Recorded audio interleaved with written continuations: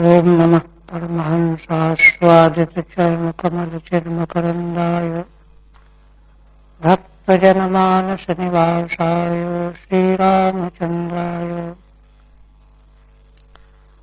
वागीशाय यस्य वदने लक्ष्मीर्यस्य च वक्षसि यस्यास्ते हृदये संवित् तं नृसिंहमहं भजे।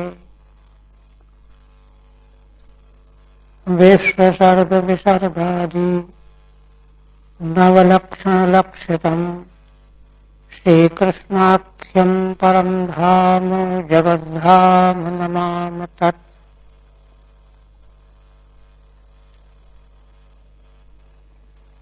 श्रीमद्भागवत के 2 स्कंध पूर्ण हुए। श्रीमद्भागवत शास्त्र के 12 स्कंध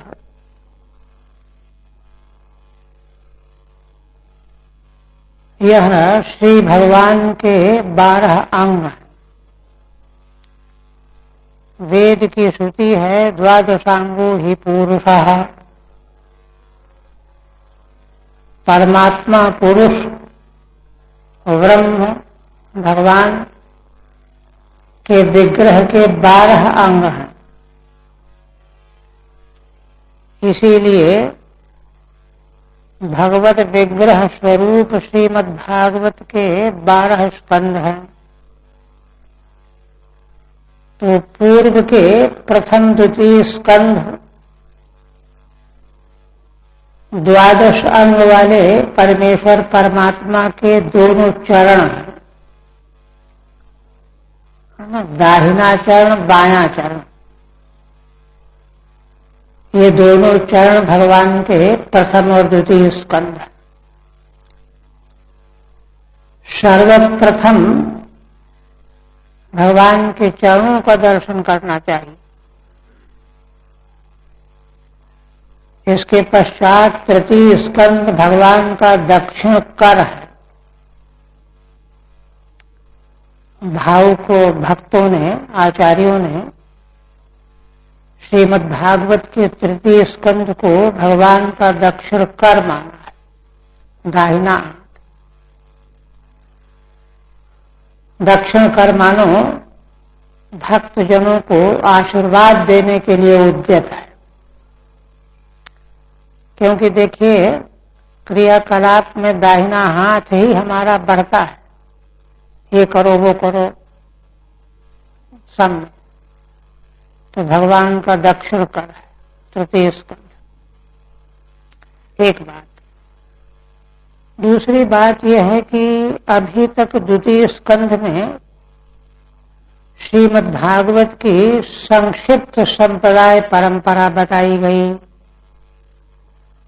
भगवान नारायण से ब्रह्मा, ब्रह्मा से नारद, नारद से भगवान व्यास, व्यास से सुखदेव, और सुखदेव जी के बाद फिर महाराज परीक्षित को श्रीमद्भागवत की प्राप्ति हुई और फिर सारे संसार को प्राप्त हो गई। यह श्रीमद्भागवत की संक्षिप्त सांप्रदायिक परंपरा है। एक दूसरी परंपरा श्रीमद्भागवत की है जो इस तृतीय स्कंध में जिसका कथन किया गया है। भगवान शंकरषण ने शनकादिकों को उपदेश किया। शनकादिकों ने अपने शिष्य सांख्यायन को, पंचशिख को और पुलस्त्य को, पाराशर को, उनसे फिर मैत्रेय जी को। तो मैत्रेय जी ने जो भगवान शंकरषण के परंपरा से जो श्रीमद्भागवत प्राप्त किया है, उसका उपदेश विदुर जी को करेंगे। तो यह जो दूसरी परंपरा है विस्तृत है। प्रथम वाली श्रीमद्भागवत की परंपरा संक्षिप्त परंपरा है। यह द्वितीय परंपरा विस्तार वाली परंपरा है। विषय दोनों का एक है, प्रतिपाद्य विषय में कोई फर्क नहीं है। सर्ग विसर्ग आदि 10 लक्षण जैसे मूल भागवत के बताए गए हैं, उसी प्रकार से दूसरी परंपरा में जो श्रीमद् भागवत का उपदेश हुआ है उसके भी वे ही लक्षण हैं और वही विषय है। जिन प्रश्नों का समाधान प्रथम परंपरा में दिया गया है उन्हीं प्रश्नों का समाधान दूसरी परंपरा में भी दिया गया है। केवल अंतर यह है कि प्रथम परंपरा संक्षिप्त है, दूसरी परंपरा में विस्तार किया गया है, विस्तृत है। किंतु संप्रदाय की परंपरा दो अलग अलग होने पर भी विषय वस्तु एक है। जैसे भगवान व्यास जी ने वेद की शाखा भेद किया तो शाखा भेद भले है, किंतु एक शाखा में जो विषय वेद की शाखा में वर्णन किया गया वही विषय दूसरी शाखा में है, वही तीसरी शाखा में। शाखा भेद होने पर भी विषय वस्तु का भेद नहीं है, केवल मात्र संक्षेप और विस्तार का ही अंतर है। तो इस प्रकार से तृतीय स्कंध, प्रथम के 2 स्कंध जो भगवान के दाएं बाएं चरण के रूप में है और तृतीय स्कंध भगवान का दक्षिण कर के रूप में उसका आरंभ होने जा रहा है। श्रीधर स्वामी पहले तृतीय स्कंध के आरंभ में मंगलाचरण करते हैं। श्री गणेशाय नमः, श्री गोपाल कृष्णाय नमः परिचय देते। तृतीय तु 33 अध्याय सर्ग वर्णनम ईशेक्षया गुणक्षोभात् सर्गो ब्रह्मांड संभवः। श्रीधर स्वामी कहते हैं कि तृतीय स्कंध में 33 अध्यायों के द्वारा सर्ग का वर्णन किया गया है। श्रीमद् भागवत के जो 10 लक्षण सर्ग विसर्ग आदि हैं वे क्रमशः तीसरे स्कंध से उनकी विवेचना आरंभ हो जाती है। तो प्रथम जो सर्ग पदार्थ है उसका तृतीय स्कंध में वर्णन किया गया है। कितने अध्याय में? 33 अध्यायों में। सर्ग क्या है? तो कहते हैं ईशेक्षया गुणक्षोभात्। सर्ग की परिभाषा पीछे भी बताई जा चुकी है 10वें अध्याय में, और भी कई तरह से अंतिम स्कंध में भी सर्ग की परिभाषा बताई गई है, कई तरह से परिभाषा की जाती है। यहां कह रहे हैं ईशेक्षया गुणक्षोभात् सर्गो ब्रह्मांड संभवः। भगवान की संकल्प इच्छा से मैं एक हूं बहुत हो जाऊं, यही ईश्वर की इच्छा हुई। उससे क्या हुआ? परमेश्वर के मन में जब संकल्प उठता है कि मैं एक हूं बहुत हो जाऊं, तो प्रकृति माया के तीनों गुणों में क्षोभ पैदा हो जाता है, और गुणों में क्षोभ हो जाने से गुणों में विषमता आ जाती है, और विषमता आ जाने पर जो क्रमशः अव्यक्त से महातत्व, महातत्व से अहं तत्व, अहं तत्व के 3 भेद, 3 में सात्विक राजस तामस से इंद्रियां, मन, देवता और पंचभूत, ये उत्पन्न होकर के ब्रह्मांड की उत्पत्ति होती है। यही सर्ग है। तो ऐसा सर्ग तीसरे स्कंध में 33 अध्याय में वर्णन किया गया है। तो 33 अध्याय तो बहुत अध्याय है। तो अवान्तर विवेचना करते हैं।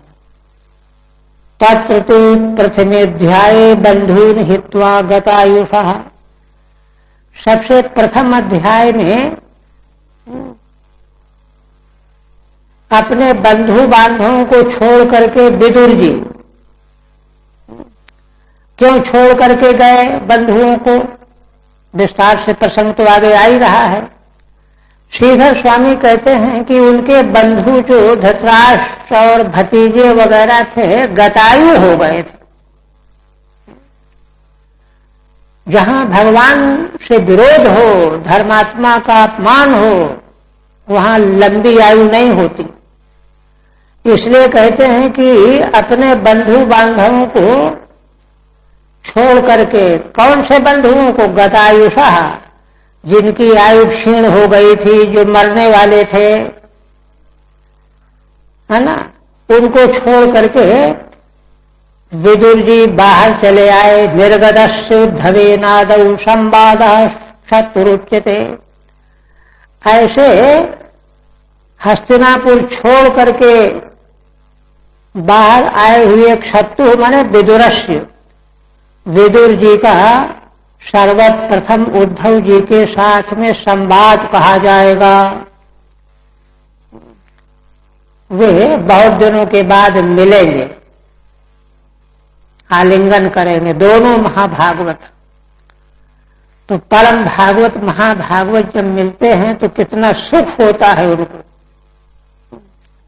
कितना आनंद उनको अनुभव होता है, और कैसी बातें करते हैं ये देखने का है। क्योंकि श्रीमद् भागवत भाव शास्त्र है। महान पुरुषों के जीवन का भाव क्या है, उनकी चेतना कहाँ स्थिर है, यह और तत्व जो उपदेश किया जा रहा है उस तत्व का मर्म क्या है, तो यह संवाद कहा जाएगा। और भगवद ब्रह्म संप्रोक्तम संक्षिप्तम वर्णितम पुरा प्राह भागवतम शेष प्रोक्तम विस्तरतः पुनः।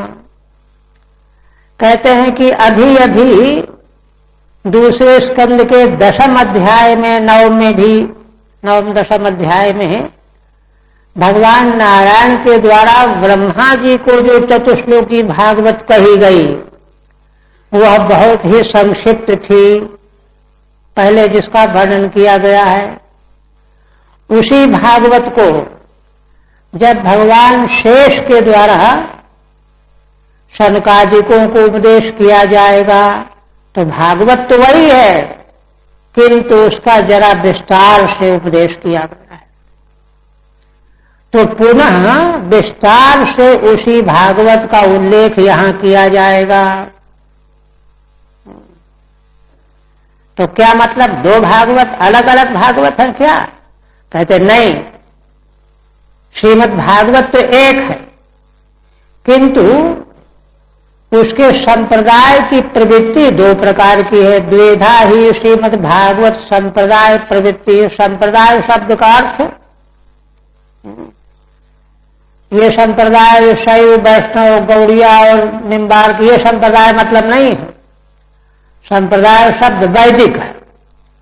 सम्यक प्रकार दीयते असमय असौ, जो विधि पूर्वक भगवान नारायण ने ब्रह्मा को, ब्रह्मा जी ने नारद जी को, नारद जी ने व्यास भगवान को, और ब्रह्मा जी ने अपने पुत्रों को विधिवत जो ज्ञान, जो उपदेश, जो साध्य साधन भगवान के द्वारा उनको प्राप्त हुआ उसको ये तुम लो, उन्होंने अपने शिष्य को ये तुम लो, ये तुम लो।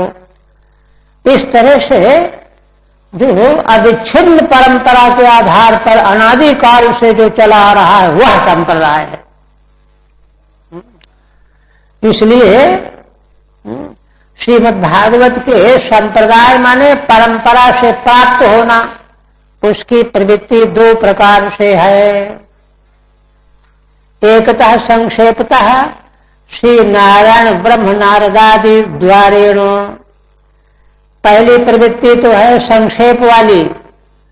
पहले भगवान श्री नारायण ने ब्रह्मा जी को, ब्रह्मा जी ने नारद जी को, नारद जी ने भगवान व्यास को, ये तो एक है।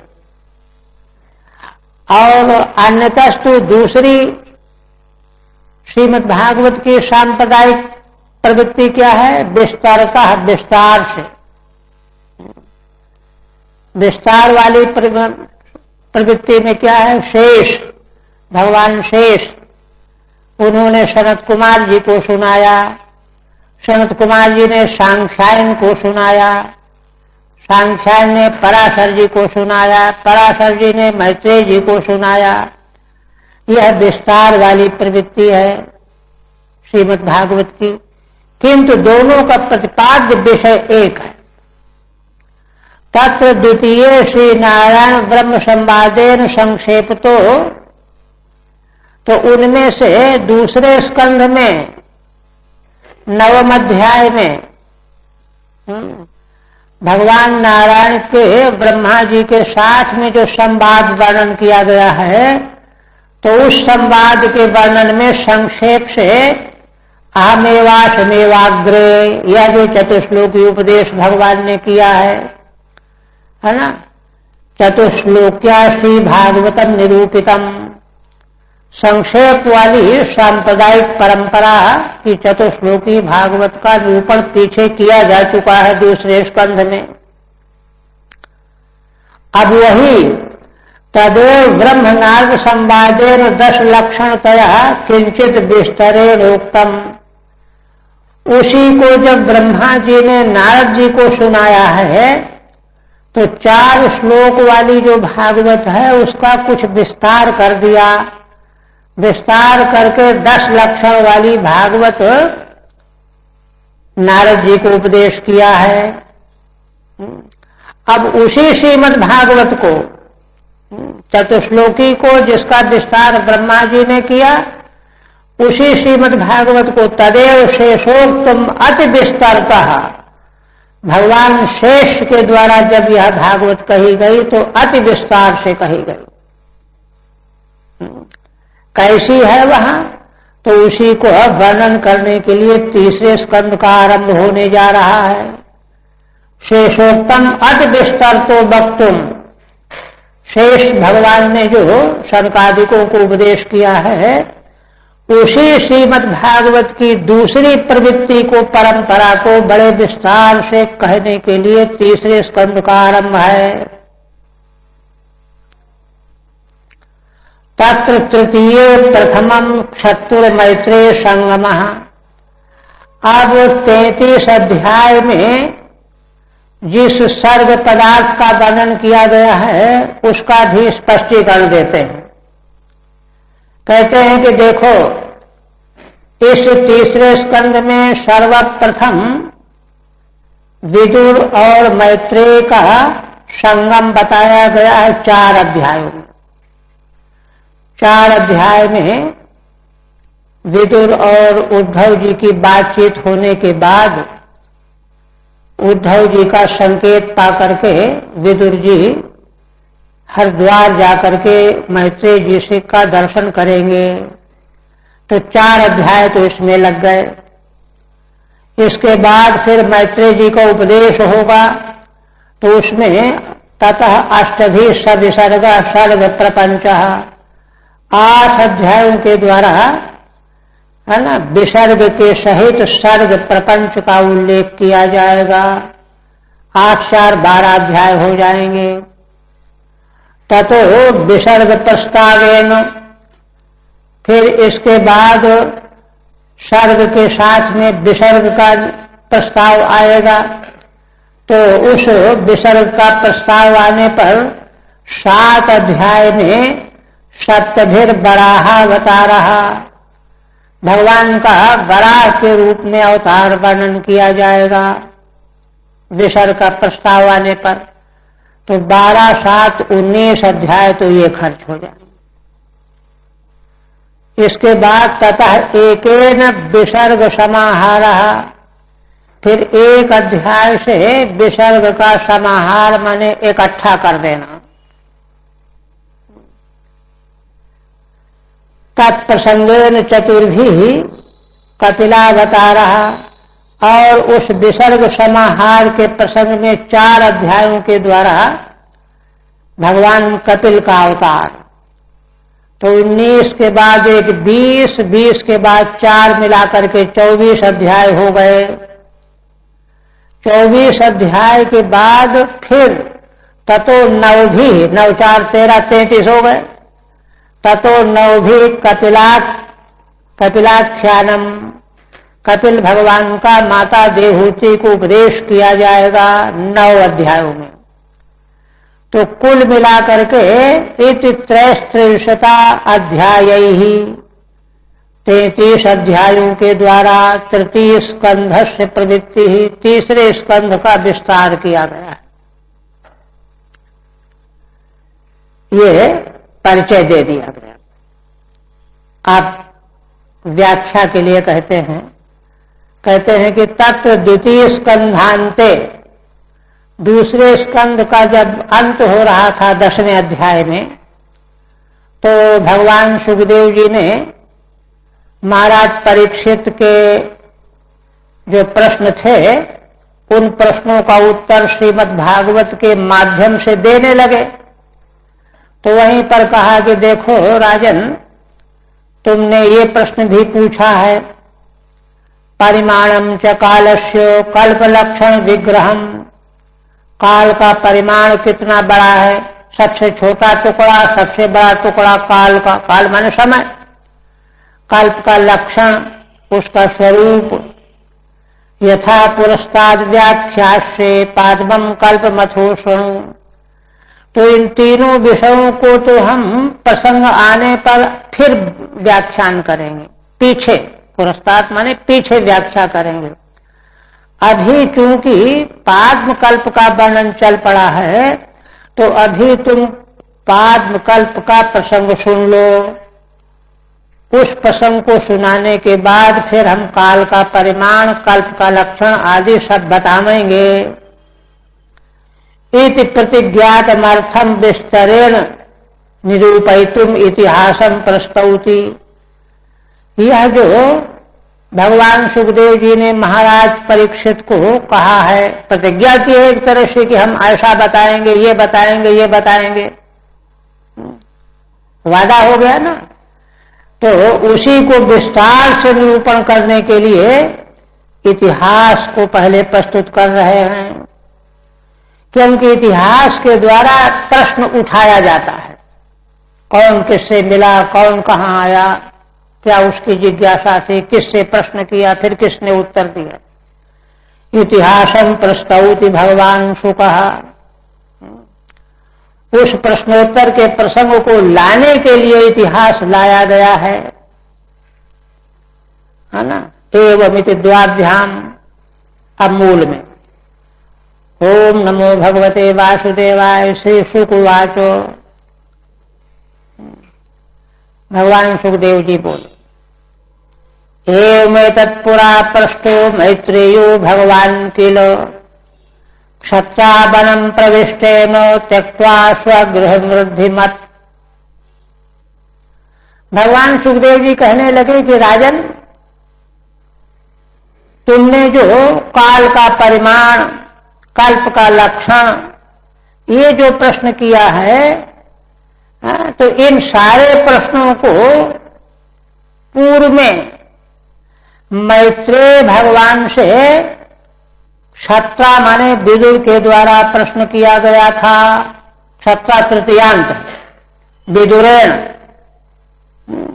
विदुर जी के द्वारा ठीक इसी तरह जो प्रश्न तुम कर रहे हो, आगे प्रश्नों की प्रश्नावली बताई जाएगी। भगवान मैत्रेय से विदुर जी के द्वारा प्रश्न किया गया था। तो विदुर जी के द्वारा प्रश्न किया गया था, कहां विदुर जी, कहां मैत्रेय, इनका संकर से हुआ। तो कहते क्षत्रावनम प्रविष्टेन त्यक्त्वा स्वगृह वृद्धिमत। अरे भाई, ये उस समय की घटना है जब विदुर जी हस्तिनापुर छोड़ करके वन को चले गए थे, और हस्तिनापुर में क्या छोड़ा, स्वगृहम वृद्धिमत, अपने घर को जो रिद्धि सिद्धियों से संपन्न था, राजाओं की तरह से रहनी सहनी थी विदुर जी की हस्तिनापुर में, है ना, सब प्रकार की सुख सुविधाओं से संपन्न अपने घर को छोड़ करके जब जंगल चले गए थे, वन चले गए थे, वहां जाने पर जो है मैत्रेय भगवान से उनका संग हुआ। उस सत्संग में उन्होंने यही प्रश्न किए थे जो प्रश्न तुम हमसे कर रहे हो। एक बात अब यहीं पर देखिए, भगवान सुखदेव जी भाव विभोर हो गए। विदुर जी का स्मरण आते ही और भगवान मैत्रेय जी का स्मरण आते ही भगवान सुखदेव जी भाव विभोर हो गए। ऐसे परम भक्त का स्मरण आ जाए, प्रसंग आ जाए और व्यक्ति में हलचल न हो, ऐसा कैसे हो सकता? तो क्या कहने लगे, अथवा राजन देखो, यद्वा अयम मंत्र कृतवः भगवान अखिलेश्वरः पौर्वेन्द्र गृहम हित्वा परिवेशात्मसात् कृतम्। हे राजन, ये भगवान मंत्रणा करने वाले, मंत्रम करोति मंत्रकृत, माने समाचार ले जाने वाले, एक जगह से समाचार दूत कर्म करने वाले। महाभारत में भगवान को पांडवों का दूत होकर के जाना पड़ा हस्तिनापुर। युद्ध न हो, संधि हो जाए, अंतिम बार संधि का प्रस्ताव लेकर के भगवान गए। लोगों ने आपस में बातचीत की, किसी की हिम्मत नहीं पड़ रही थी कि एक बार अगर भगवान श्री कृष्ण प्रयत्न करते तो शायद युद्ध रुक जाता। भगवान ने अपने से स्वीकार किया कि मैं दूत बन करके जाऊंगा, लोक कल्याण के लिए, समाज के कल्याण के लिए, धर्म की रक्षा के लिए। तो कहते हैं कि वे भगवान दूत बन करके जब गए, अयम का मतलब यह है, देखिए अयम सब माने यह, तो यह कह करके जिस वस्तु को संकेत किया जाता है वस्तु मौजूद सामने दिखाई देती है। तो भगवान सुखदेव जी अपनी चेतना में भगवान का दर्शन कर रहे हैं। ये भगवान श्री कृष्ण पांडवों के दूत बन करके जाने वाले, अयम से मंत्र कृतवा, वह माने युष्माकम पांडवा नाम, तुम लोगों का, परीक्षित तो उन्हीं के वंश के है ना, तुम लोगों के पूर्व पांडवों का, है ना, पांडवों के दूत बन करके भगवान, ये भगवान श्री कृष्ण पांडवों के दूत बन करके गए। कौन भगवान गए? भगवान अखिलेश्वर, अखिल भूत भविष्य वर्तमान त्रैकालिक ब्रह्मांड के जो नियामक ईश्वर परमात्मा हुए। और जब गए तो उन्होंने क्या किया? पौरवेन्द्र गृहम हित्वा, है ना, पौरव वंशी, पूरु वंश असल में सारा कौरव पांडव वंश पूरु वंश है, मूल वंश पूरु वंश है। तो पूरु वंश में कौरव भी हैं, पांडव भी हैं। तो उस समय मूल जो राजधानी हस्तिनापुर की है, वहां जो राजा होगा वो पौरवेन्द्र कहा जाएगा, माने पौरवेणा नाम इंद्र, पूर्ववंशी राजाओं का इंद्र। धृतराष्ट्र राजा थे ना उस समय, तो धृतराष्ट्र राजा थे, उनके घर को छोड़ करके पौरवेन्द्र गृहम हित्वा, दुर्योधन ने बड़े छल कपट से भगवान को फुसलाने के लिए, बहकाने के लिए, ललचाने के लिए बड़ा बड़ा स्वागत का इंतजाम कर रखा था। 20 योजन पहले से उसने तैयारी की थी, भगवान को यहाँ ठहराया जाए, माला पहनाई जाए, उनको भोजन और नौकरों की व्यवस्था की जाए, बहुत जगहों पर, ऐसे ही अपने राजभवन तक लाने के लिए। किंतु भगवान ने ठुकरा दिया। पौरवेन्द्र गृहम हित्वा, हस्तिनापुर के शासक जो धृतराष्ट्र थे, उनके घर महलों में जाना छोड़ करके, त्याग करके प्रवेश आत्मसात कृतम, विदुर के घर बिना बुलाए चले गए। क्यों? क्योंकि विदुर जी को भगवान ने आत्मसात कर लिया था। ये तो अपने हैं, ये तो अपने हैं। तो जिन विदुर जी को भगवान ने आत्मसात कर लिया था, अपना मान लिया था, इन्हीं के बारे में तो आगे आएगा ना, इसी प्रसंग में आगे आएगा, जब उद्धव जी विदुर जी से बताएंगे कि भगवान ने अंतिम समय मुझे ये उपदेश किया, ज्ञान दिया, तो विदुर जी को बड़ा लालच आ गया और निवेदन करने लगे कि अगर जरूर ठीक समझो तो हमको भी सुना दो। तो उद्धव जी ने कहा कि अरे आप चिंता क्यों करते हो, भगवान ने मेरे सामने आदेश दिया है मैत्रेय जी को कि देखो मैत्रेय, कि जो ज्ञान तुमने हमसे सुना है, प्राप्त किया है, सात पर सब विदुर जी को सुना देना। ये उद्धव जी ने बताया। और बातचीत हो करके उद्धव जी को तो बद्रिकाश्रम जाना था, चले गए। इसके बाद विदुर जी को स्मरण आया कि अरे वर्षों से भगवान का दर्शन मुझे नहीं हुआ, लेकिन भगवान मुझे भूले ही नहीं, और अंतिम समय में अपने धाम को जाते जाते मुझे याद करके मेरे लिए ज्ञान देने का उपदेश दे करके गए। इसमें भगवान उदार हैं, मुझको चाहते हैं, मुझसे प्रेम करते हैं। यह बात स्मरण में आते ही रोने लगे, बहुत देर तक अकेले रोते रहे, भगवान का प्रेम देख करके, स्मरण करके। तो इस प्रकार से स्पष्ट है कि भगवान ने विदुर जी को आत्मसात कर रखा था। ऐसे विदुर जी है ना, जो है ना, अपने रिद्धि सिद्धि से संपन्न मकान को छोड़ करके वन चले गए थे। वन चले जाने के बाद उस प्रसंग में मैत्रेय जी से उन्होंने वे ही प्रश्न किए जो तुम प्रश्न हमसे कर रहे हो। ठीक है, आप कहते एवमिति द्वाभ्याम रिद्धिमत सर्व संपद भी संपूर्णम। श्री विदुर जी अपना घर छोड़ करके वन चले गए थे। कैसा घर था? सब प्रकार की संपत्तियों से संपन्न था। शाही रहनी सहनी थी, आखिर भाई थे ना धृतराष्ट्र के।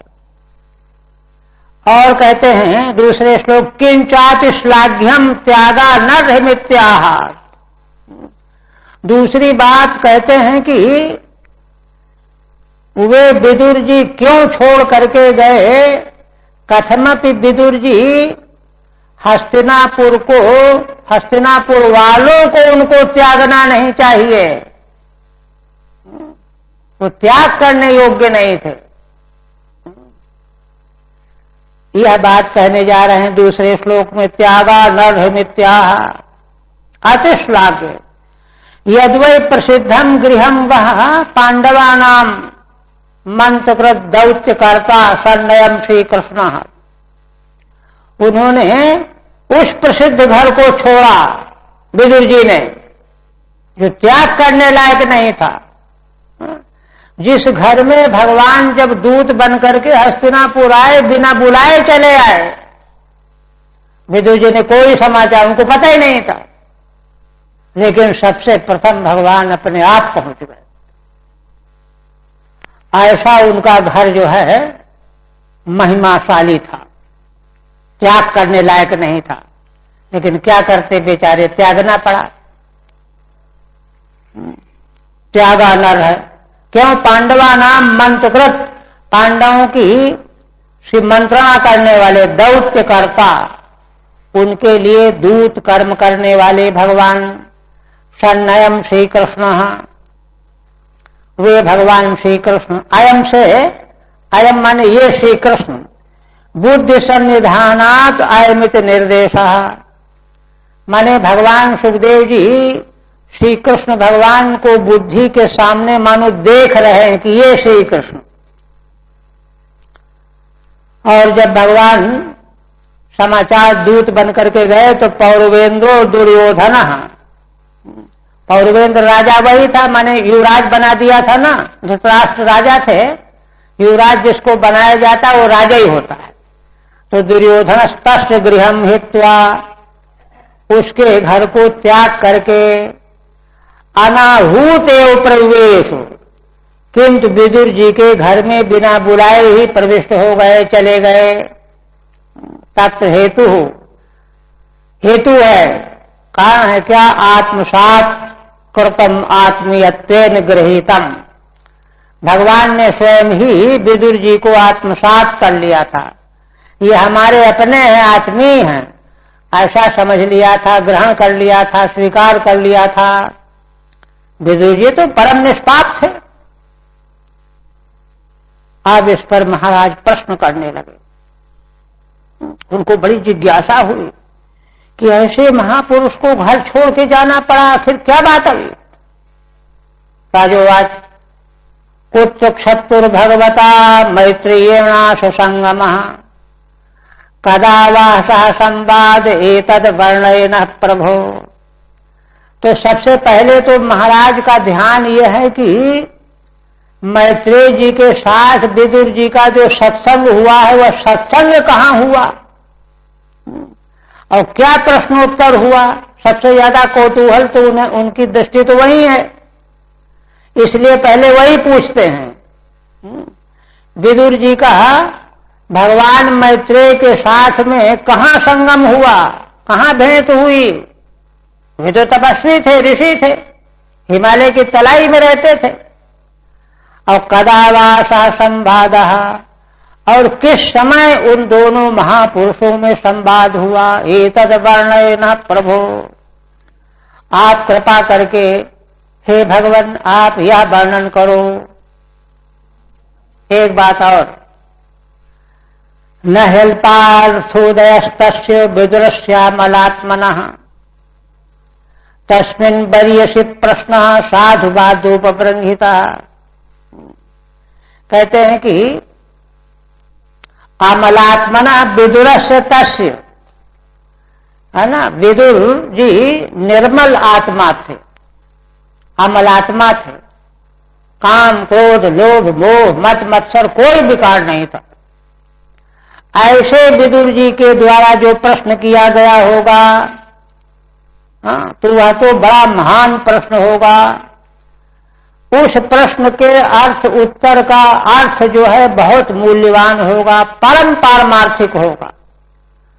तस्मिन् वरीयसी प्रश्नः साधुवादोपबृंहितः, इसीलिए वे प्रश्न करने वाले विदुर जी इतने श्रेष्ठ थे कि उनके किए हुए प्रश्न को सुन करके स्वयं मैत्रेय जी ने उनको साधुवाद दिया। आगे देंगे साधुवाद कि वाह ऐसा प्रश्न किया आपने। प्रश्न का उत्तर देने वाला अपने को धन्य मान लेता है कि चलो जीवन में कोई यह प्रश्न करने वाला मिला, नहीं सब वही खाने पीने की बातें करते हैं। तो उनको साधुवाद दिया गया। ठीक है, पुत्र संगम आस बभूव, उन महाराज भगवान मैत्रेय जी के साथ में विदुर जी का संग कहाँ हुआ। चौथा, वरीयस श्रेष्ठे अल्पस्यार्थस्य उदयो यस्मात्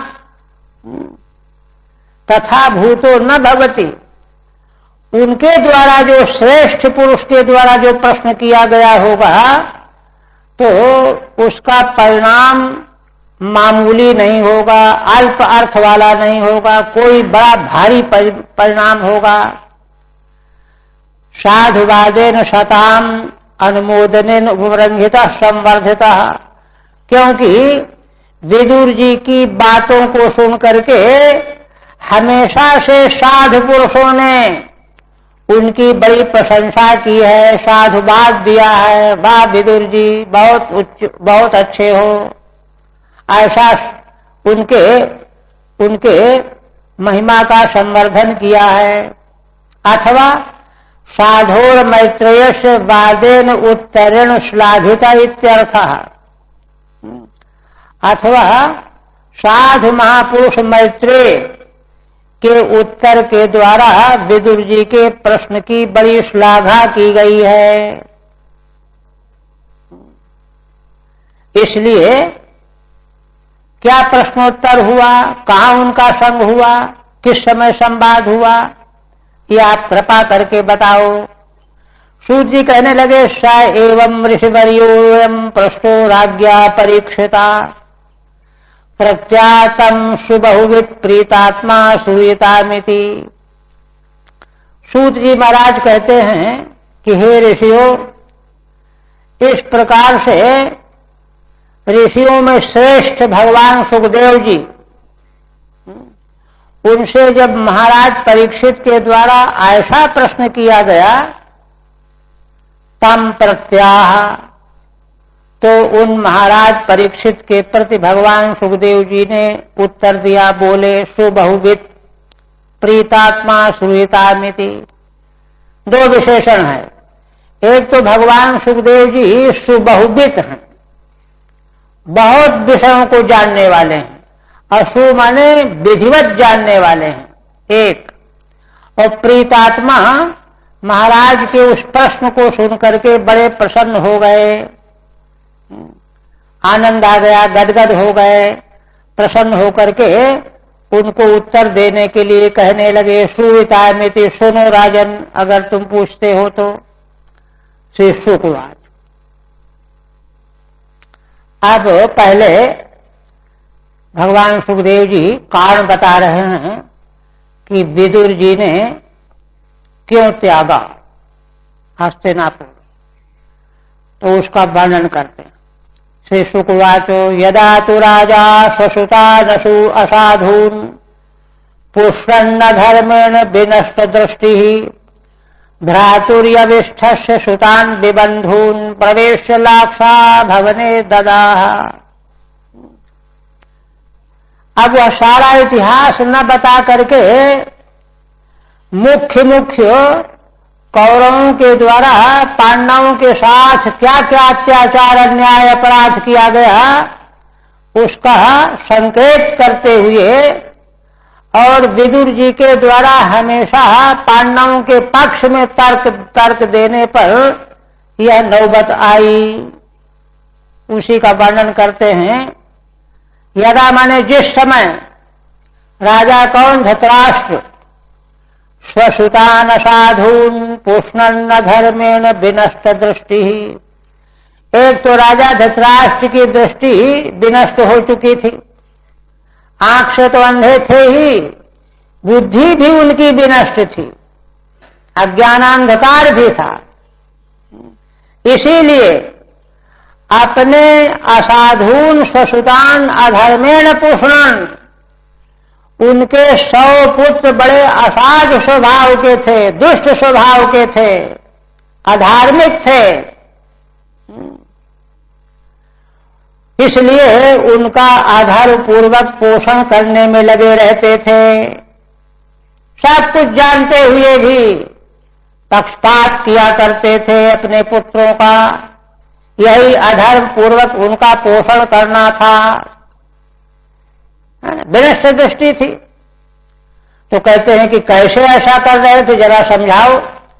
कहते सुनो, भ्रातुर्यविष्ठस्य सुतान विबंधून, अरे यही देखो, धृतराष्ट्र सबसे बड़े भाई थे 3 भाइयों में, पांडु महाराज छोटे भाई थे, अपने छोटे भाई के पुत्रों को, यविष्ठस्य भ्रातु सुतान पुत्रों को, और वे भी कैसे विबंधून, उनके पिता नहीं रह रहे थे पांडु, 2-2, 4-4 साल की अवस्था में ही स्वर्गवासी हो गए। ऐसे अपने बंधुओं से विलग हुए छोटे भाई के पुत्रों को लाक्षा भवन में प्रवेश करा करके आग लगवा दिया। प्रवेश लाक्षा भवने ददा, ये किया। ठीक है। त्यागा नरहस्यापि गृहस्य त्यागे हेतुत्वेन कौरवापराधाना। यद्यपि विदुर जी के लिए अपना घर त्याग करने लायक नहीं था, भगवान भी वहां पर पदार्पण कर चुके थे, किंतु गृह के त्याग में बड़ा जबरदस्त हेतु था। वह क्या था? कौरवों का अपराध, उनका पाप, उन्हीं का वर्णन करते हैं, है ना। 11 भी 11 श्लोकों के द्वारा यदा एतेषां च तदा साक्षात्ता अयादित्येकादशे क्रिया संबंध। 6वें से लेकर के 11वें श्लोक में की क्रिया में अन्वय बनेगा। सभी श्लोकों का 11वें श्लोक की क्रिया में अन्वय होगा। कहां? है ना। एतेषां श्लोका नाम तदा साक्षात्ता आयात, तब वे विदुर जी घर छोड़ करके चले गए।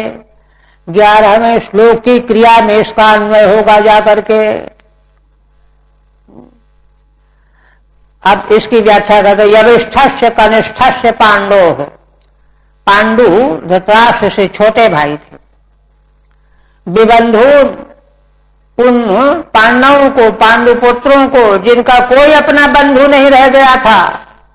विबंधून पितृहीनान, पिता नहीं थे, उनको लाक्षागृह में प्रवेश करा करके आग लगवा दिया। और देखिए, यदा सभायाम कुरुदेव देव्या केशाभिमर्हम सुतकर्म गरिहम न वारयामास नृपस्नुषारा श्वासै हरन्त्या कुचकुंकुमानी। कहते हैं भगवान सुखदेव जी वर्णन करते करते भाव विभोर हो रहे हैं कि राजन, जिस समय कुरुदेव की देवी, है ना, महारानी द्रौपदी, कुरुदेव देव्याः द्रौपद्याः केशाभिमर्हम, उनके केशों का स्पर्श किया कौरवों ने, अपने पुत्र के इस गर्हणी कर्म को धृतराष्ट्र ने रोका नहीं। न बारयामास, और वह कुरुदेव की देवी उनकी पुत्र वधू जैसी थी। छोटा भाई पुत्र के समान होता है, स्नुषा। और वे श्वासैर्हरन्त्या कुचकुंकुमानी, है ना, क्लेशाक्रांत होकर के अश्रु की धारा बह रही थी नेत्रों से, और उनके वक्षस्थल का कुंकुम धुल रहा था। ऐसी स्थिति में भी जिस समय धृतराष्ट्र ने अपने नालायक पुत्रों को मना नहीं किया, रोका नहीं।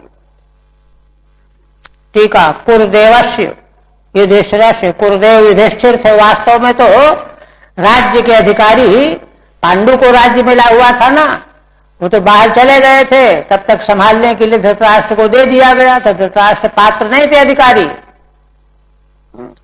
जब वे पात्र नहीं थे तो उनके बाद युधिष्ठिर राजा के योग्य थे। तो कुरुदेवस्य युधिष्ठिरस्य देव्या द्रौपद्याः आत्मनः संसायाः, माने जिनकी धृतराष्ट्र की तो पुत्र वधू ही थी। श्रियैः अश्रैः अश्रुभिः स्वकुच कुंकुमानी, अपने अश्रुधारा के द्वारा कुंकुम को जो धो रही थी, इतना रुदन कर रही थी। रिपुस्त्री नाम वा तद भर्तृवधेन हरन्त्याः, अथवा श्रीधर स्वामी क्या कहते हैं, असल में, है ना, देवी द्रौपदी ही असल में धर्म की स्थापना के लिए अवतार लेकर के आई थी। उनका जो है वह रोदन क्या था, शत्रुओं की स्त्रियों के पतियों के वध के द्वारा, वध का जो है वे संकेत कर रही थी। माने भविष्य में शत्रुओं के मारे जाने पर उनकी स्त्रियां सारी की सारी जो है इसी प्रकार से रुदन करेंगी।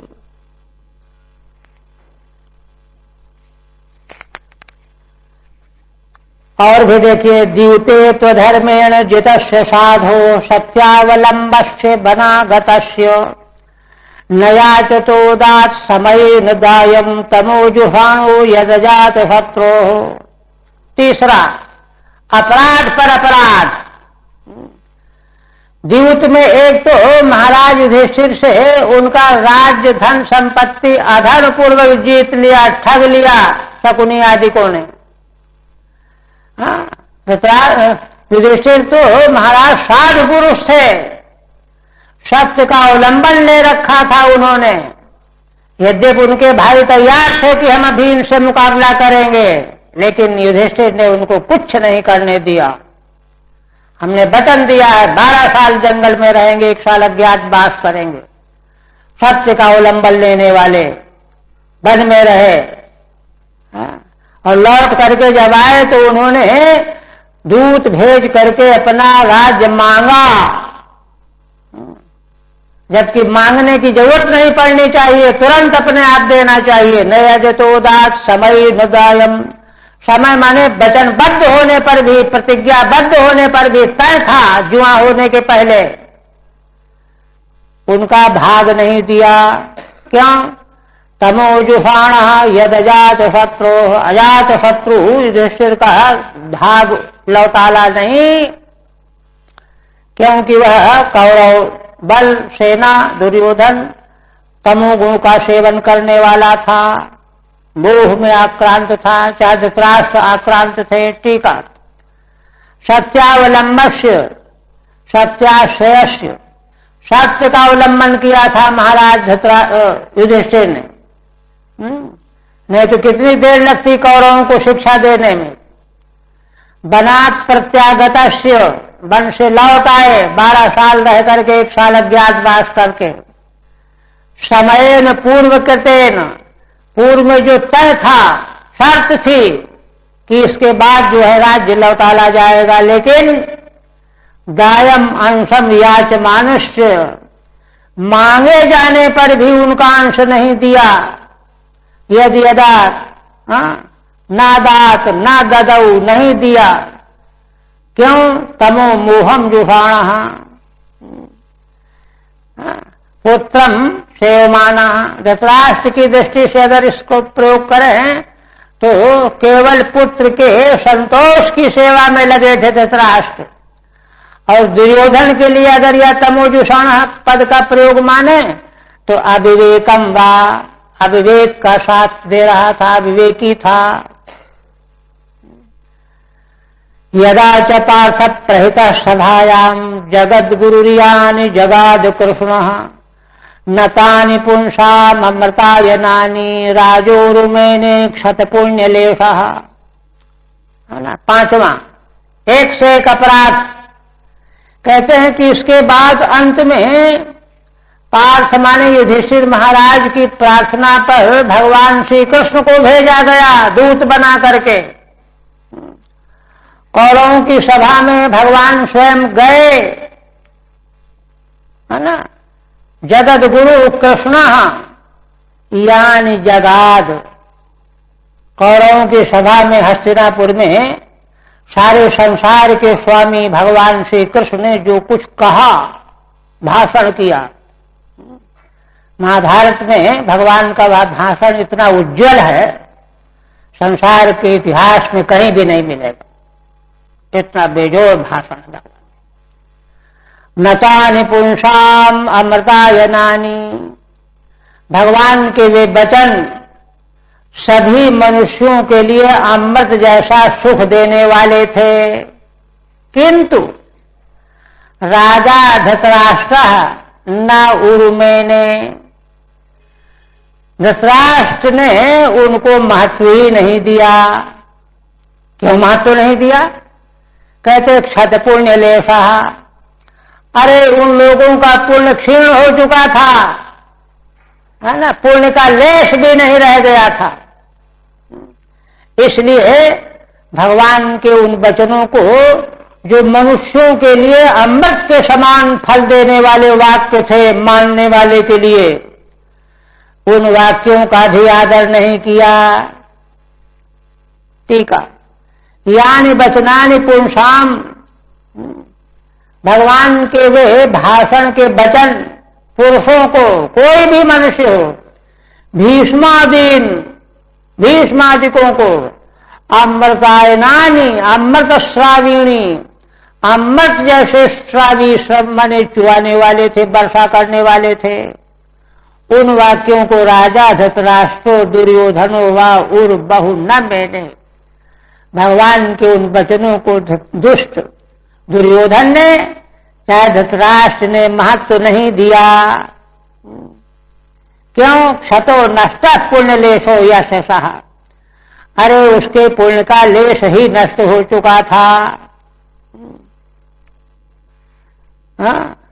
न क्या सुख कीर्ति, न सुख कीर्ति धर्मादि हेतु, किंतु राज्य प्राप्ति मात्र हेतु पुण्यलेश एवासीत। माने उसका जो दुर्योधन का पुण्यलेश था, तो उससे, उस पुण्य से न तो सुख मिलने वाला था, न कीर्ति मिलने वाली थी, न धर्म मिलने वाला था, केवल थोड़ी देर के लिए राज्य प्राप्ति मात्र मिला हुआ था, कतिपय दिनों के लिए। ये तो इसलिए पुण्यलेश है, पुण्य का एक अंश मात्र था। एवासी तस्याति नष्टत्वात् अनादृतवान इत्यर्थः, किंतु वह पुण्यलेश भी नष्ट हो जाने से भगवान के वचनों का अनादर कर बैठा। विदुर जी बस यहीं से जो है अधिक क्षुब्ध हो गए। विदुर जी की बात नहीं मानते धृतराष्ट्र तो कोई नहीं, चलो बड़े भाई हैं, किंतु भगवान के वाक्यों का आदर नहीं किया। यह जब देखा तब असह्य हो गया। आप कहते हैं, यदोपहूतो भवनम प्रविष्टो मंत्राय पृष्ठः किल पूर्वजेन अथाह तन्मंत्र दृशांबरीयान यन्मंत्रणो वैदुरिकम वदन्ति। महाभारत विस्तार से वर्णन है कि वहां हाहाकार मच गया। बात विस्तृत है, प्रसंग लंबा हो जाएगा। इसके बाद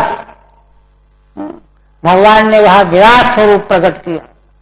दुर्योधन आदि दुष्टों ने भगवान को कब्जे में करने का षड्यंत्र रच दिया, किंतु भगवान तो सर्वज्ञ परमेश्वर परमात्मा है ना, उनका स्वरूप है ना विराट प्रकट हो गया। वो देख करके सब भयभीत हो गए, हाहाकार मच गया, सब घबरा गए, डांट डपट किया। और तब धृतराष्ट्र तो बहुत घबरा गए। विदुर जी को बुलाया महल के भीतर, अशांत हो गए थे, उन्हीं से बातचीत करके संतोष होता। विदुर जी को बुलाया, तुम बताओ विदुर जी क्या करना चाहिए। वही कह रहे हैं, यदोपहूतो भवनम प्रविष्टः मंत्राय पृष्ठः किल पूर्वजेन।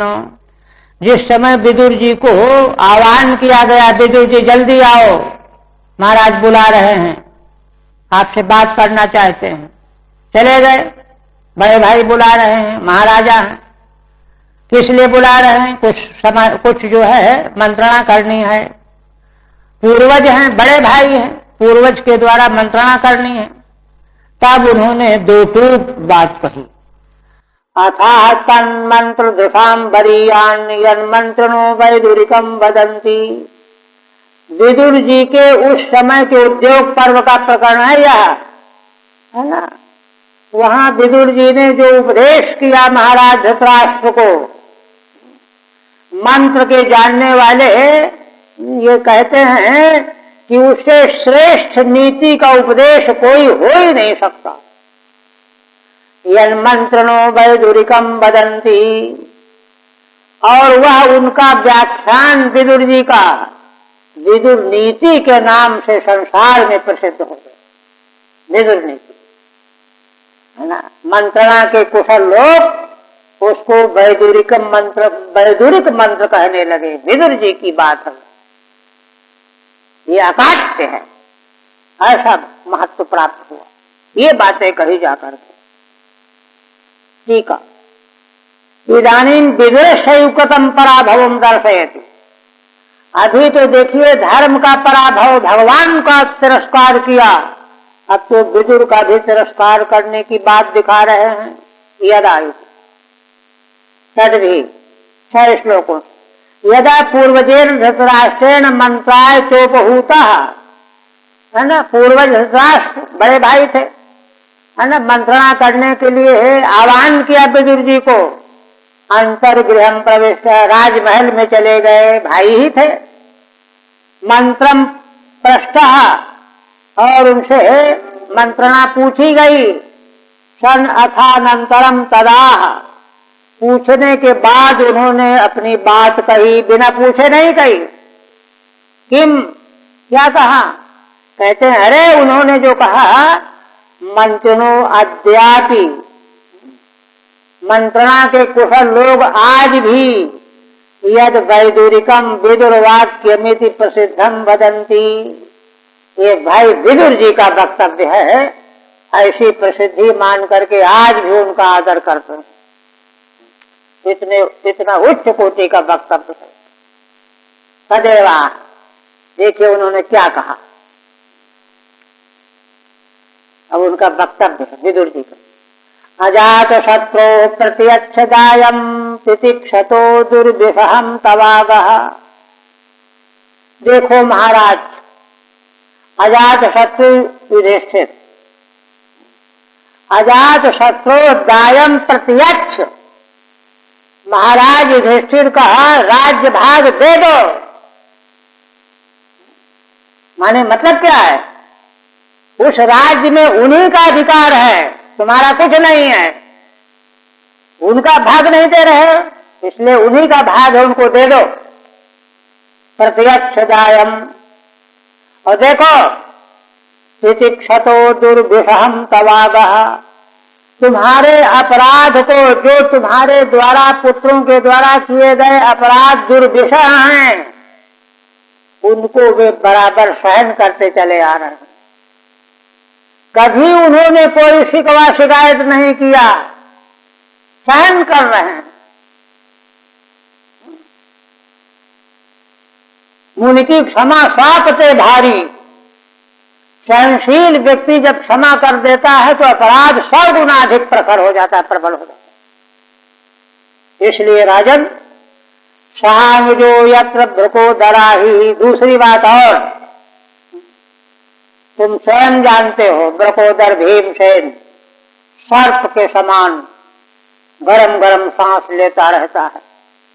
उसके छोटे भाई अर्जुन नकुल सहदेव स्वसंदुषायत्तमलम विभेषी, रोष के मारे गरम गरम सांस ले रहा है, जिसको राजन तुम भी बहुत भयभीत होते रहते हो, भीमसेन से बहुत डरते थे धृतराष्ट्र। एक बात, दूसरी बात और, है ना, नीति राजनीति के हिसाब से पूरा बैठाल रहे हैं कि पहले तो धर्म नीति ये है, व्यवहार नीति ये है, और तीसरी पार्थांशु देवो भगवान मुकुंदो गृहीतवान सक्षित देव देवः। देखो महाराज, भगवान मुकुंद परमेश्वर, भगवान परमात्मा, उन्होंने पार्थों को माने पांडवों को अपना लिया है। उद्योग पर्व में भगवान ने हस्तिनापुर के राज दरबार में सीधे घोषणा कर दी कि देखो दुर्योधन, पांडव मेरे हैं। जो पांडवों से द्वेष करता है वो मुझसे द्वेष करता है ना। यस्तान द्वेष समान द्वेष थी, जो पांडवों से द्वेष करता है मानो मुझसे द्वेष करता है। यस्तान अनुसमामन, जो पांडवों का अनुयायी है वह मेरा अनुयायी है। दुर्योधन ने भगवान से उलाहना दिया कि आपने हमारा भोजन क्यों ठुकरा दिया, रिश्तेदार जैसे आप, जैसे उनके वैसे हमारे, वंश तो एक ही है। ये हंसते हंसते और व्यंग भी किया। तो भगवान ने कहा कि, मुस्कुराते उत्तर दिया कि राजन तुम ठीक कहते, बात तुम्हारी ठीक है, लेकिन भोजन देखो दो परिस्थितियों में होता है ना। या तो उत्कट प्रीति हो कि भोजन न करने पर वह बेचैन हो जाए, और या तो बड़ी मुसीबत हो, कहीं मिल ही नहीं रहा खाने को, द्वेषं प्रीति भोज्यानि, है ना, आपदगता निवा पुनः, संप्रीतौ आपदगता निवा पुनः। प्रीति हो, उत्कट प्रीति हो या आपत्ति हो, न च संप्रीयसे राजन न चैवापदगता वयम, न तुम हमसे प्रेम करते हो सच्चा और न हम किसी मुसीबत में हैं, भोजन क्यों करें? ये उत्तर दिया। तो वही कह रहे हैं, विदुर जी कहते हैं कि वे भगवान मुकुंद परमेश्वर परमात्मा, उन्होंने पांडवों को अपना लिया है, गृहीतवान, और साक्षित देव देवा, और कहते हैं क्षित देव माने ब्राह्मण, सारे ब्राह्मण भगवान के पक्ष में हैं। भगवान के पक्ष में कौन नहीं होगा? और देखो, इसलिए तुमको सावधान हो जाना चाहिए।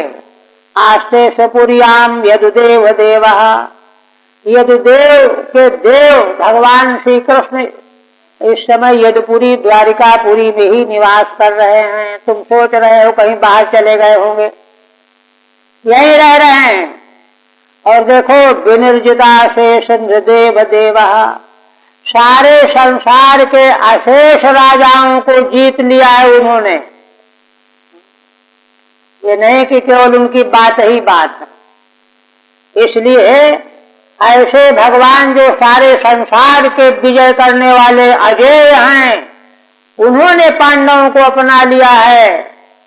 हाँ, संसार के सारे ब्राह्मण उनके पक्ष में हैं, धर्मात्मा उनके पक्ष में है।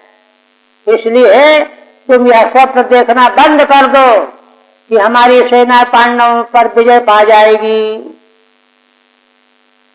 ठीक है, ननु मम तादृशा पुत्रा बहवा सन्ति।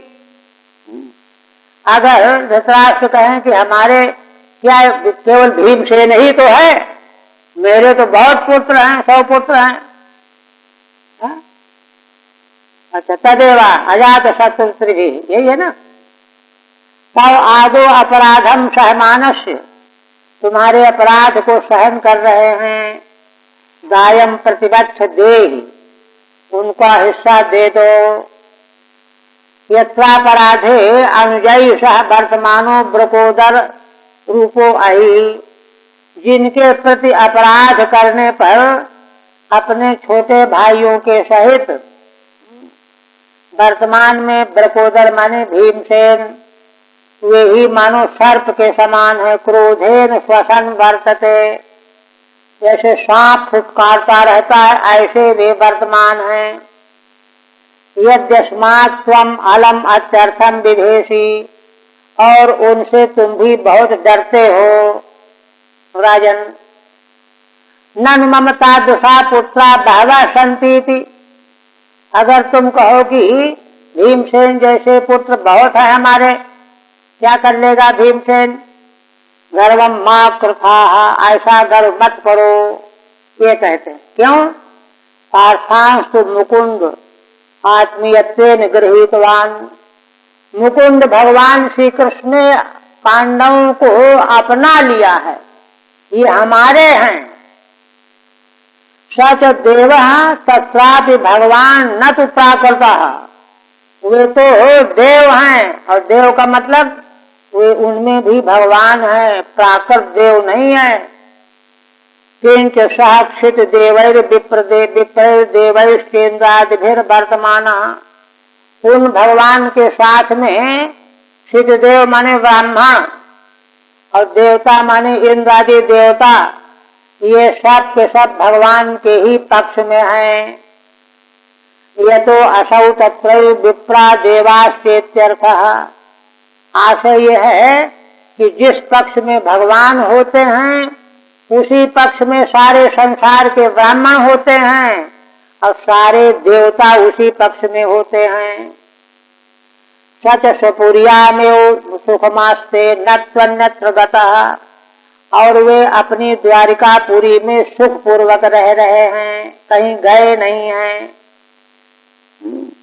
किंच यदि देवानाम देवः पूज्यः, वे भगवान यदि देवों के देव हैं, पूज्य हैं। ये तो असौ तत्र यदु प्रवीरा इत्यर्थः, क्योंकि वहीं पर यदुओं के प्रवीर उनकी सेवा में उपस्थित रहते हैं। किंच दूसरी बात है, नृदेवेषु मंडलेषु ईश्वरेषु दिव्यन्ति प्रकाशन्ते नृदेव देवाः, है ना। मनुष्यों में, देवताओं में, मंडलेश्वरों में जो प्रकाशित होते हैं, ऐसे नृदेव देवाः राजानः, बड़े बड़े राजा, माने जिनको सारा संसार जिनके सामने नतमस्तक हो रहा है, उनको भी भगवान ने जीत लिया है। विनिर्जिता अशेषा नृदेव देवायेन, जिन भगवान के द्वारा वे सारे के सारे नृदेव देव जीत लिए गए हैं। यह तो असौ तत्रैव सर्वे राजानः, इसका मतलब क्या हुआ, भगवान जिस पक्ष में रहेंगे उसी पक्ष में सारे संसार के राजा होंगे। अतः पार्थानाम दायम देहीति, इसलिए पांडवों का भाग दे दो। आप कहते हैं सएष दोषः पुरुषद्विडास्ते गृहान् प्रविष्टो यमपत्यमत्या उष्णाश कृष्णाद विमुखो गतश्रीश्चजाश्वशैवं कुलकौशलाय। अब विदुर जी दो टूक बात कह रहे हैं कि देखो महाराज, यह जिसको तुम पुत्र मान रहे हो ना, दुर्योधन को, यह पुरुषद्वेष, पुरुष माने भगवान परमात्मा, उनसे द्वेष करने वाला है। इसलिए यह साक्षात पाप रूप है ना। पुरुषद्वेष गृहान प्रविष्टो अयम अपत्यमत्या, ये तुम्हारे घर में पता नहीं आ गया है और तुम इसको पुत्र के समान समझ रहे हो, मोहित हो रहे हो। ये पुत्र नहीं है, ये भगवान से द्वेष करने वाला साक्षात पाप रूप है, आग है। उष्णाश कृष्णाद विमुखो गतश्री, इसका तुम पोषण कर रहे हो और इसके साथ में तुम भी भगवान श्री कृष्ण से विमुख बनते जा रहे हो। इसीलिए राजन गतश्री, यह भी कृष्ण से विमुख है। और देखो भगवान से विमुख जो होता है उसकी स्त्री शोभा नष्ट हो जाती है। इसलिए मैं तो यही कह रहा हूं दो को, त्यजासु शैवं कुलकौशलाय, आसु आशैवं कुलकौशलाय त्यज त्यज। इसके घर में बने रहने पर कल्याण नहीं होना है कुल का, इसलिए कुल की कुशलता के लिए इसको जल्दी से जल्दी त्याग दो, दुत्कार दो, निकाल दो घर से। ये कहो दुर्योधन तन्न मन्यते इति चेत, अगर दुर्योधन धृतराष्ट्र ये कहें कि विदुर जी कहते तो तुम बात ठीक हो, लेकिन ये दुर्योधन मानते ही नहीं, हम क्या करें? तो कहते हैं कि वो माने या न माने तुम तो समझो। दुर्योधन न मन्यते इति चेत, ऐसा अगर कहो तो कहते हैं कि देखो, है ना, सएष मूर्तो दोष एव, जिसको तुम अपना पुत्र समझ रहे हो यह तो मूर्तिमान दोष है। गृहान प्रविष्टास्ते, तुम्हारे घर में आ गया है ना। दोषत्व हेतु, क्यों मूर्तिमान दोष कहते हो दुर्योधन को? हमारा पुत्र है सबसे बड़ा। कहते पुरुषाद्वेष, पुरुष भगवान श्री कृष्ण से द्वेष करने वाला है। ऐसा कोई मनुष्य हो सकता है? कोसौ यम तुम अपत्यमत्या पोषणासी, जिसको तुम पुत्र मान करके पालन पोषण कर रहे हो, न तो अपत्यमसौ, ये पुत्र तुम्हारा है नहीं। है ना। पुत्र किसको कहते हैं? पुत्र की परिभाषा है शास्त्र में, ना पतत्यस्मादिति ह्यपत्यम प्राहुः। पुत्र वह कहा जाता है जिसके जन्म लेने से कुल का नरक में न जाना पड़े, है ना, पूर्वजों का पतन न हो, पितरों का पतन न हो। लेकिन इसकी वजह से तो कुल का पतन ही हो रहा है ना। गता श्रीर्यस्मात् सात्वम इत्याक्रोशति। और स्वयं धृतराष्ट्र को कहते हैं कि राजन तुमको दिखाई नहीं पड़ता, तुम तो अंधे हो, तुम्हारे मुख की शोभा चली गई है। गलत कर्म करने से शोभा चली जाएगी। स्वयं इत्याक्रोशति, ऐसा कह करके आक्रोश कर रहे हैं विदुर जी, नाराज हो रहे हैं। अब आज तो पूरा कही लेने दो। अतः एवं एनम असैवम, इसलिए इस असैव माने अकल्याण कर को, अकल्याणक को, है ना, जिसका दर्शन करना, मुंह देखना जिसका कल्याणकारक नहीं है ना। अमंगलम आसुते, जो अमांगलिक है जल्दी त्याग दो उसको। कथम पुत्र त्याज्य, कहते हैं कि अरे पुत्र है, भला पुत्र को कोई छोड़ता है? कहते हैं हाँ, कुलस्य कौशलायो, कुल के कुशल के लिए पुत्र को छोड़ देना चाहिए। उन्हीं का वचन ही है विदुर नीति में। त्यजेदेकम कुलस्यार्थे ग्रामार्थे कुलम त्यजेत, ग्रामम जनपदस्यार्थे आत्मार्थम पृथ्वीम त्यजेत। त्यजेदेकम कुलस्यार्थे इति ही न्याय है, न्याय है। ऐसा जब कहा तो प्रसंग तो भी ज्यादा है। इत्युचिवांस्तत्र सुयोधनेन प्रबद्धकोपस्फुरिताधरेण असत्कृतः सत्प्रहणीयशीलः क्षत्ता सकर्णानुजसौ बलेन। कहते हैं कि ऐसा जब विदुर जी ने कहा तो दुर्योधन का क्रोध बढ़ गया, क्रोध फड़फड़ाने लगा। और उसने कर्ण और अपने छोटे भाई दुशासन, सौबल माने वो शकुनी, तीन जो हैं ये मिल करके चंडाल चौकड़ी रहा करते। तो इन लोगों ने विदुर जी का असत्कार कर, अपमान किया, चारों ने मिलकर। और जो है जो है इसको यही इसकी व्याख्या कर देते हैं। 14वें श्लोक की व्याख्या करके इत्युचिवान एवं उक्तवान, ऐसा विदुर जी ने कहा। असौ क्षत्ता विदुर सताम स्पृहणीयम शीलम यश। ये विदुर जी ऐसे थे सत्पुरुषों के लिए जिनका शील बड़ा स्पृहणीय था।